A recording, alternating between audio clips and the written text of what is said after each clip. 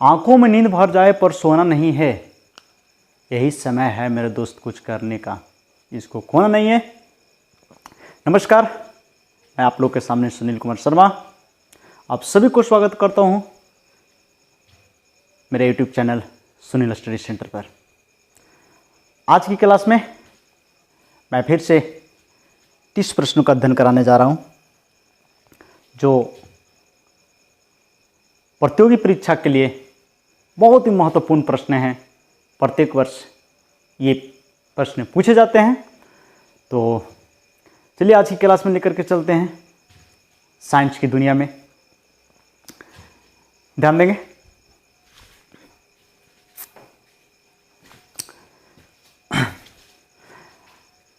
सबसे पहली बात मैं ये बताना चाहता हूँ कि जो कल का मेरा वीडियो था उसमें कुछ प्रश्न किया था। उसमें प्रीति कुमारी, सोनू कुमार यादव, इसके बाद में निशा कुमारी और आरती प्रियंका कुमारी, इसके बाद में आरती प्रीति कुमारी यादव और इसके बाद में आर्यन कुमार, ये सभी ने मेरे द्वारा किए गए प्रश्नों को सही उत्तर दिया था।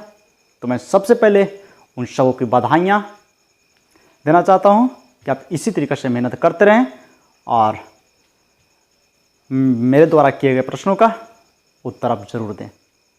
आज फिर मैं वीडियो के अंत में 10 प्रश्न आपको लिए भेजूंगा, आप सबों के लिए भेजूंगा, जिसका उत्तर आप कमेंट बॉक्स में देंगे।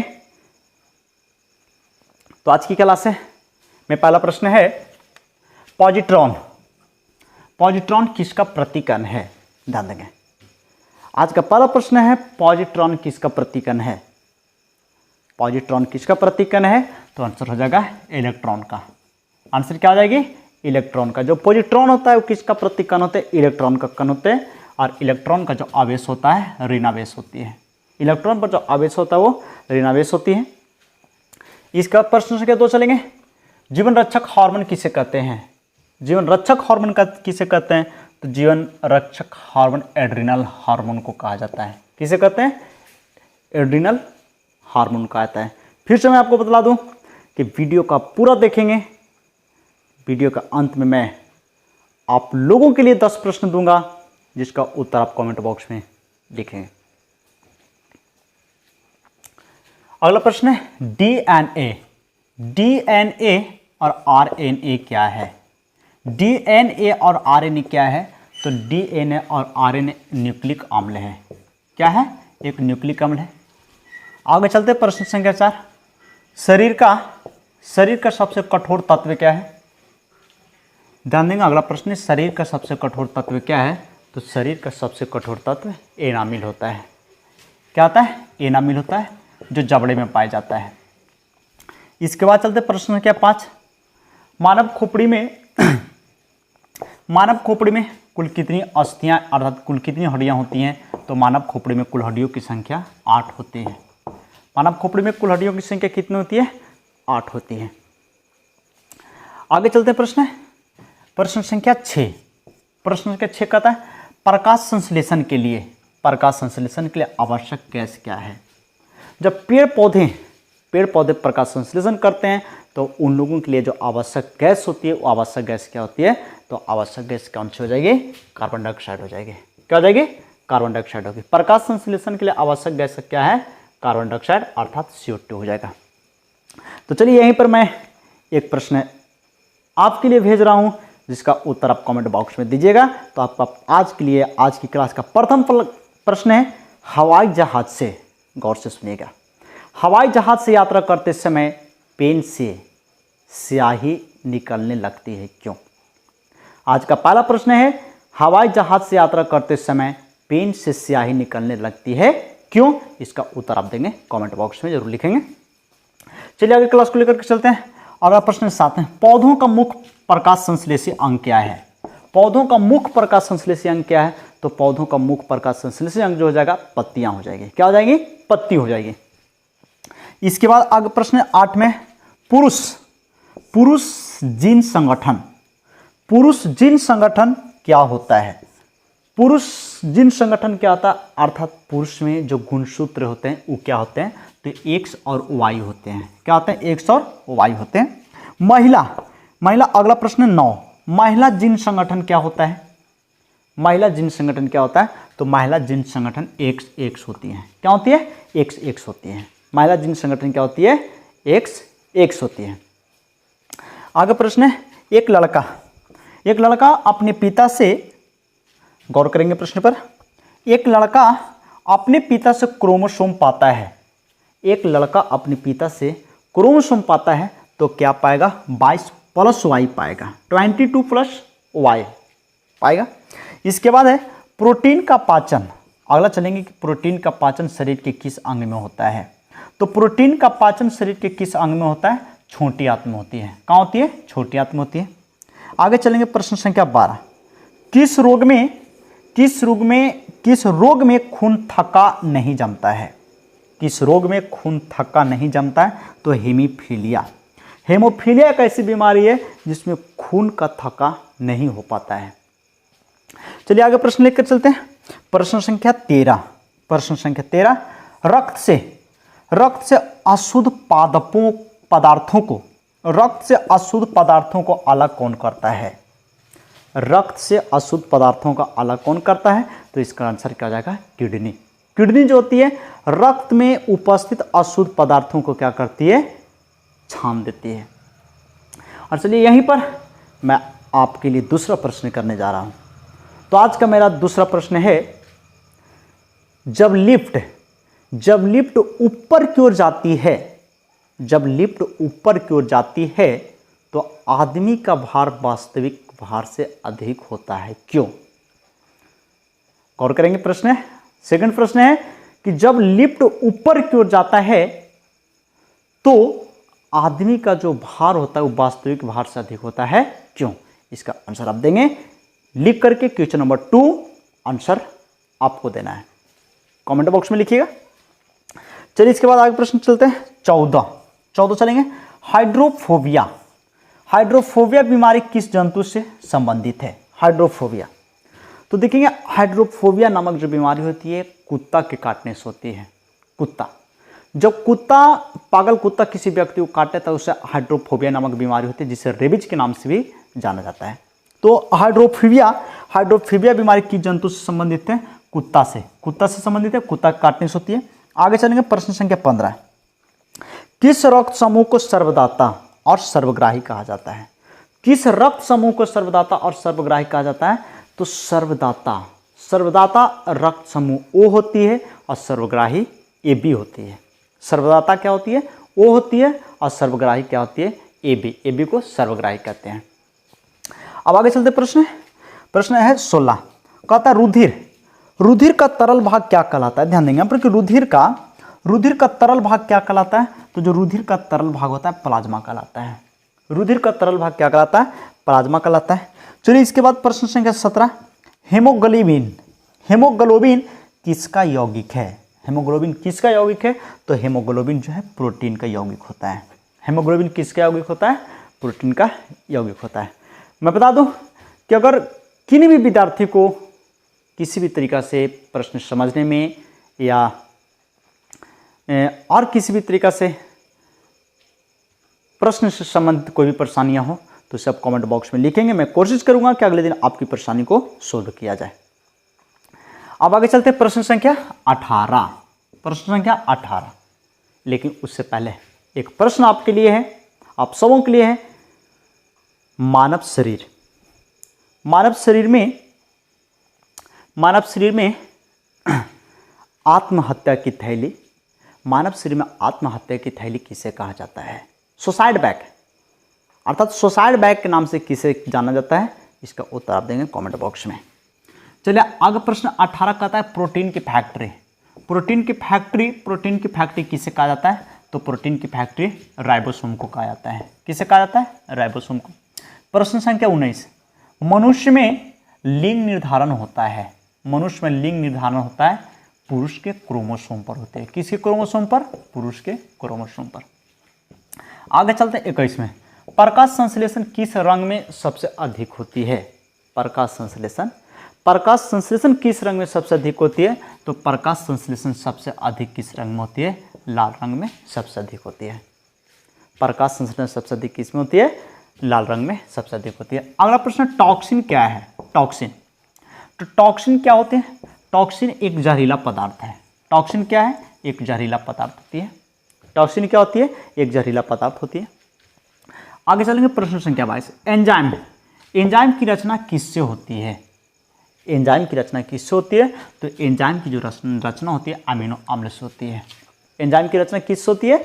अमीनो अम्ल से। अमीनो अम्ल जो एंजाइम का निर्माण करता है।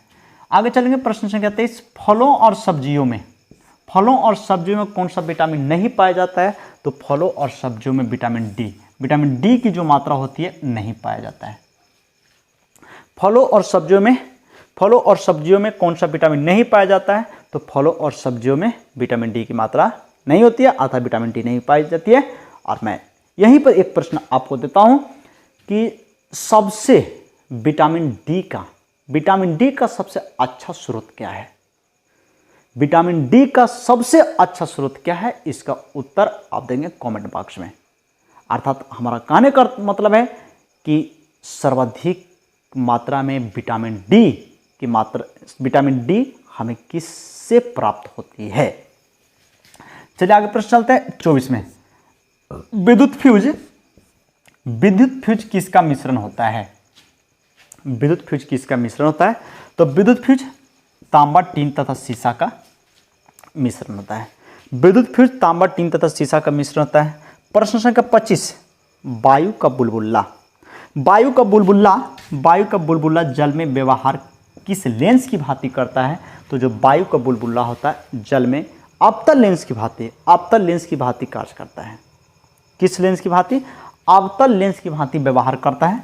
आगे चलेंगे, एक अश्व शक्ति कितना वाट के बराबर होता है? एक अश्व शक्ति कितना वाट के बराबर होता है? तो एक अश्व शक्ति 746 वाट के बराबर होता है। एक अश्व शक्ति इक्वल 746 वाट हो जाएगी। ठीक है, तो एक अश्व शक्ति कितना वाट के बराबर होता है? 746 वाट के बराबर होती है। 27 में चलेंगे, रंग का प्रकीर्णन किस पर निर्भर करता है? रंग का प्रकीर्णन किस पर निर्भर करता है? तो रंग का जो प्रकीर्णन होती है उसकी तरंगदैर्घ्य पर निर्भर करती है। किस पर निर्भर करती है? उसकी तरंगदैर्घ्य पर निर्भर करती है। चलिए प्रश्न संख्या 28 है, दूध में पाई जाने वाली शर्करा क्या है? दूध में पाई जाने वाली शर्करा क्या है? तो दूध में पाई जाने वाली शर्करा लैक्टोज है। क्या है? लैक्टोज है। इसके बाद आगे प्रश्न 29 में कब चलता है कि दूध में उपस्थित प्रोटीन क्या है? दूध में उपस्थित प्रोटीन क्या है? तो दूध में जो उपस्थित प्रोटीन होता है उसे क्या बोलते हैं? केसिन बोलते हैं। दूध में उपस्थित प्रोटीन को क्या बोलते हैं? केसिन बोलते हैं। प्रश्न संख्या 30, मेढक के हृदय में कितने कक्ष होते हैं? जो मेढक का हृदय होता है उसके अंदर कितने चैम्बर होते हैं? मेढक के हृदय में कितने चैम्बर होते हैं? तो इसका उत्तर हो जाएगा 3 चैम्बर। कितने चैम्बर होते हैं? 3 चैम्बर होते हैं। चलिए आगे चलते प्रश्न संख्या 31 में, मानव शरीर का सबसे महत्वपूर्ण ग्रंथि कौन है? मानव शरीर का सबसे महत्वपूर्ण ग्रंथि कौन है? तो मानव शरीर का सबसे महत्वपूर्ण ग्रंथि कौन है? पिट्यूटरी ग्रंथि है। कौन सी ग्रंथि? पिट्यूटरी ग्रंथि, जिसे हम लोग क्या बोलते हैं? मास्टर ग्रंथि के नाम से भी जानते हैं। मास्टर ग्रंथि के नाम से भी इसे जाना जाता है। चलिए अगला प्रश्न है 32, आम, पपीता तथा बेर। आम, पपीता तथा बेर के खाने योग्य भाग क्या है? तो आम, पपीता तथा बेर के खाने योग्य भाग क्या? मध्यफल भित्ति है। क्या है? मध्यफल भित्ति है। आगे चलेंगे प्रश्न संख्या 33, किसान का परम सहायक या मित्र किसे कहा जाता है? किसान का परम सहायक या मित्र किसे कहा जाता है? तो किसान का परम सहायक और मित्र किसे कहते हैं? केचुआ को कहते हैं। किसे कहा जाता है? केचुआ का कहा जाता है। इसके बाद प्रश्न है 34 में कहता है कि अदरक तथा आलू के खाने योग्य भाग क्या होती है? अदरक तथा आलू के खाने योग्य भाग क्या होती है? तो यहाँ पर देखेंगे आंसर लिखा हुआ है तना। जो अदरक तथा आलू होते हैं उनके खाने योग्य जो होते हैं, खाने योग्य भाग जो होता है कौन सी होती है? तना होती है। तो आज की क्लास में हमने 34 प्रश्नों का अध्ययन कराया। जो मुझे विश्वास होगा कि ये प्रश्न आपको बहुत ही अच्छा तरीका से समझ में आया होगा, और अगर समझ में ना आया होगा तो आप कमेंट बॉक्स में लिखेंगे, ताकि मैं कोशिश करूंगा कि आपको और बेहतरीन तरीका से समझा सकूं। हमेशा एक बात ध्यान रखिए, हमेशा मेहनत कीजिए। जब तक आप मेहनत नहीं करेंगे सफलता आपकी कदम नहीं चूमेगी, और जिस दिन से आप मेहनत करना स्टार्ट कर देंगे सफलता आपके नज़दीक आना स्टार्ट कर देगा। इससे हमेशा मेहनत करना सीखिए, समय नहीं गवाइए। तो किसी ने क्या कमाल की बात कहा है, आंखों में नींद भर जाए पर सोना नहीं है। आंखों में नींद भर जाए पर सोना नहीं है, यही समय है मेरे दोस्त कुछ करने का। यही समय है मेरे दोस्त कुछ करने का, इसको खोना नहीं है। तो चलिए आज फिर से मैं एक बार 34 जो प्रश्न लिखे गए हैं इसका एक बार फिर से अध्ययन करूंगा, और वीडियो के अंत में 10 प्रश्न मैं आपको दूंगा जिसका उत्तर आप कमेंट बॉक्स में लिखेंगे। तो देखें, पहला प्रश्न, बस 2 मिनट का समय लूंगा। पहला प्रश्न, पॉजिट्रॉन। पॉजिट्रॉन किसका प्रतिकण होती है? तो पॉजिट्रॉन इलेक्ट्रॉन का प्रतिकण होती है। किनके? इलेक्ट्रॉन की प्रतिकण होती है। आगे चलेंगे, जीवन रक्षक हार्मोन किसे कहते हैं? तो जीवन रक्षक हार्मोन किसे कहा जाता है? एड्रिनल ग्रंथि को कहा जाता है। किसे कहा जाता है? एड्रिनल हार्मोन को कहा जाता है। जीवन रक्षक हार्मोन किसे कहते हैं? एड्रिनल हार्मोन को कहते हैं। अगला प्रश्न संख्या 3 है, डीएनए और आरएनए क्या है? तो डीएनए और आरएनए क्या होता है? एक न्यूक्लिक अम्ल होती है। डीएनए और आरएनए क्या होता है? एक न्यूक्लिक अम्ल होती है। इसके बाद प्रश्न है, शरीर का सबसे कठोर तत्व एनामिल होता है। शरीर का सबसे कठोर तत्व क्या होता है? एनामिल होती है। आगे प्रश्न संख्या 5 है, मानव खोपड़ी में कुल हड्डियों की संख्या, कुल अस्थियों की संख्या 8 होती है। कितनी होती है? 8 होती है। इसके बाद चलेंगे, प्रकाश संश्लेषण के लिए आवश्यक गैस क्या है? तो प्रकाश संश्लेषण के लिए देखिए, अब हम लोग जानते हैं कि प्रकाश संश्लेषण पेड़ पौधे करते हैं, और जब प्रकाश संश्लेषण पेड़ पौधे करेंगे तो उनको लिए आवश्यक गैस क्या हो जाएगी? तो आवश्यक गैस क्या हो जाएगी? कार्बन डाइऑक्साइड हो जाएगी, ना कि ऑक्सीजन। ऑक्सीजन हम लोगों के लिए आवश्यक है, पेड़ पौधों के लिए नहीं। तो प्रकाश संश्लेषण के लिए आवश्यक गैस क्या हो जाएगा? CO2 कार्बन डाइऑक्साइड हो जाएगी। आगे चलेंगे, पौधों का मुख्य प्रकाश संश्लेषी अंग क्या है? तो पौधों का मुख्य प्रकाश संश्लेषी अंग क्या हो जाएगा? पत्ती हो जाएगी। क्या हो जाएगी? पत्ती। आगे चलते प्रश्न संख्या 8 में, पुरुष जीन संगठन क्या होता है? तो पुरुष जीन संगठन X और Y होता है। क्या होता है? X और Y। आगे चलेंगे, महिला जीन संगठन क्या होता है? तो महिला जीन संगठन XX यानी XX होता है। आगे चलिए 10 में, एक लड़का अपने पिता से क्रोमोसोम पाता है। एक लड़का अपने पिता से क्रोमोसोम पाता है, क्या पाता है? 22+Y पाता है। क्या पाता है? 22+Y पाता है। आगे चलते हैं, प्रोटीन। प्रोटीन का पाचन शरीर के किस अंग में होता है? तो प्रोटीन का पाचन छोटी आंत में होती है। कहाँ होती है? छोटी आंत में होती है। आगे चलते हैं, किस रोग में खून थक्का नहीं जमता है? यानी कौन सी रोग जब हो जाती है तो खून का थक्का नहीं हो पाता है? हेमोफीलिया बीमारी। हेमोफीलिया बीमारी होने से शरीर में खून जो होता है थक्का नहीं जमता है। आगे चलिए, रक्त से अशुद्ध पदार्थों का अलग कौन करता है? तो रक्त से अशुद्ध पदार्थों का अलग कौन करता है? किडनी करता है। कौन करता है? किडनी, अर्थात वृक्क करता है।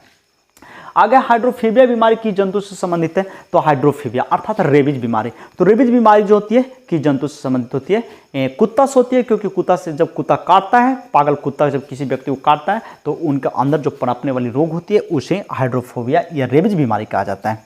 आगे चलते हैं, किस रक्त समूह को, प्रश्न संख्या 15, प्रश्न संख्या 15 है, किस रक्त समूह को सर्वदाता और सर्वग्राही कहा जाता है?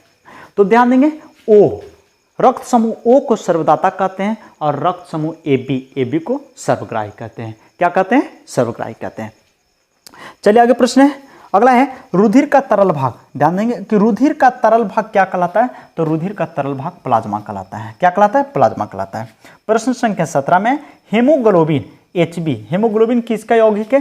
तो हेमोग्लोबिन प्रोटीन का यौगिक होता है। हेमोग्लोबिन किसका यौगिक होता है? प्रोटीन का यौगिक होता है। चलिए आगे प्रश्न है, प्रोटीन की फैक्ट्री। प्रोटीन की फैक्ट्री किसे कहा जाता है? तो प्रोटीन की फैक्ट्री राइबोसोम को कहा जाता है। किसे कहा जाता है? राइबोसोम को कहा जाता है। प्रोटीन की फैक्ट्री किसे कहता है? राइबोसोम को कहा जाता है। अगला प्रश्न है, मनुष्य में लिंग निर्धारण होता है।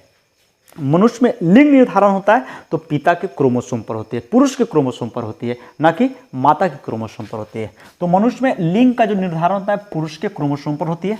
आगे प्रश्न है, प्रश्न संख्या 20, प्रकाश संश्लेषण किस रंग में सबसे अधिक होती है? तो प्रकाश संश्लेषण की क्रिया जो होती है सबसे अधिक लाल रंग में होती है। कौन सी रंग में? लाल रंग में सबसे अधिक होती है। अगर टॉक्सिन क्या है, अगला प्रश्न कि टॉक्सिन क्या है, तो टॉक्सिन एक जहरीला पदार्थ होती है। टॉक्सिन क्या होती है? एक जहरीला पदार्थ होती है। आगे 22 में एंजाइम की रचना किससे होती है? तो एंजाइम की रचना अमीनो अम्ल से होती है। एंजाइम की रचना किससे होती है? एमिनो अम्ल से होती है। आगे चलेंगे कि फलों और सब्जियों में कौन सा विटामिन नहीं पाया जाता है? तो फलों और सब्जियों में विटामिन डी नहीं पाया जाता है। याद रखेंगे, फल और सब्जी में विटामिन डी नहीं होती, इसके अलावा सभी विटामिन पाए जाते हैं। आगे चलते हैं, विद्युत फ्यूज। विद्युत फ्यूज किसका मिश्रण होता है? तो विद्युत फ्यूज तांबा, टीन तथा शीशा का मिश्रण होता है। आगे चलेंगे, वायु का बुलबुला जल में व्यवहार करता है किस लेंस की तरह? तो वायु का जो बुलबुला होता है जल में अवतल लेंस की भांति व्यवहार करता है।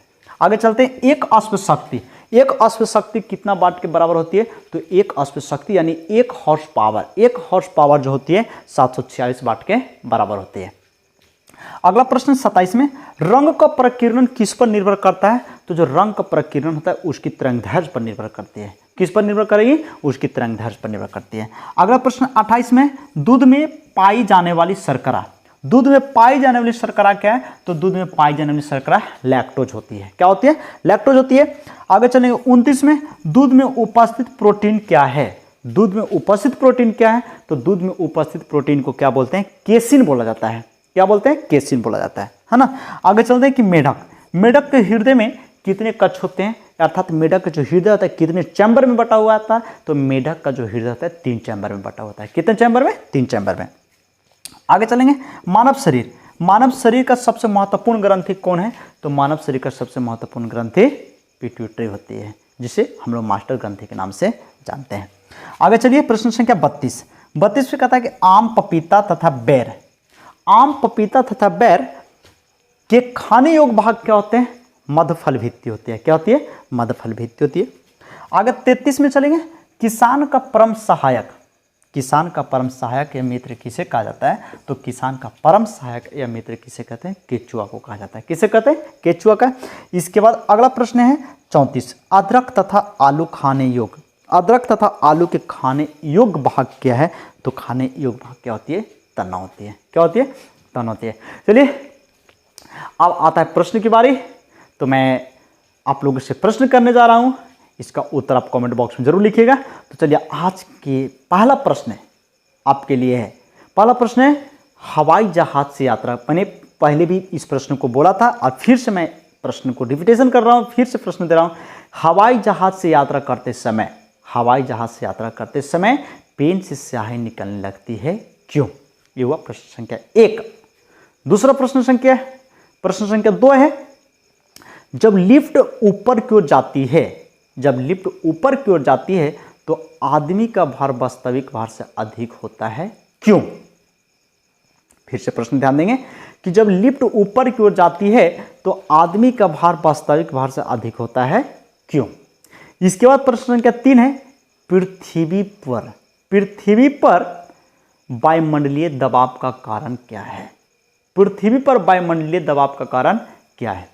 चलिए, प्रश्न संख्या अगला है आपके लिए, प्रेशर कुकर में खाना जल्दी पक जाता है, क्यों? बहुत ही बेहतरीन प्रश्न है कि प्रेशर कुकर जो होती है, प्रेशर कुकर में खाना जल्दी पक जाता है, क्यों? अब इसके बाद अगला प्रश्न है, दलदल में फंसे हुए व्यक्ति को लेट जाने का सलाह दिया जाता है, क्यों? दलदल में फंसे हुए व्यक्ति को लेट जाने की सलाह दिया जाता है, क्यों? इसके बाद अगला प्रश्न है आपके लिए कि सबसे अधिक मात्रा में विटामिन डी कहाँ से प्राप्त किया जा सकता है? सबसे अधिक मात्रा में विटामिन डी कहाँ से प्राप्त, किस चीज़ से प्राप्त किया जा सकता है? इसके बाद अगला प्रश्न है आपके लिए, चीनी का रासायनिक सूत्र क्या होती है? चलिए, इसके बाद अगला प्रश्न आपके लिए है, केमिस्ट्री से जो लेकर के आए हैं, प्लास्टर ऑफ पेरिस। क्लास 10 के विद्यार्थियों के लिए इंपॉर्टेंट प्रश्न है, और जो क्लास 10 के विद्यार्थी मेरे वीडियो को देख रहे हैं वो जरूर उत्तर देंगे। क्लास 10 के विद्यार्थियों के लिए प्रश्न है, प्लास्टर ऑफ पेरिस का रासायनिक सूत्र क्या होता है? और अगला प्रश्न है कि प्लास्टर ऑफ पेरिस का निर्माण किससे की जाती है? प्लास्टर ऑफ पेरिस का निर्माण किससे की जाती है? और एक और प्रश्न है क्लास 10 के विद्यार्थियों के लिए, एल्किन। एल्किन का समान सूत्र क्या होता है? एल्किन का समान सूत्र क्या होता है? और अंत में आखिरी प्रश्न है, प्लास्टर ऑफ पेरिस को निर्माण करने के लिए जिप्सम को कितना डिग्री सेल्सियस ताप पर गर्म किया जाता है?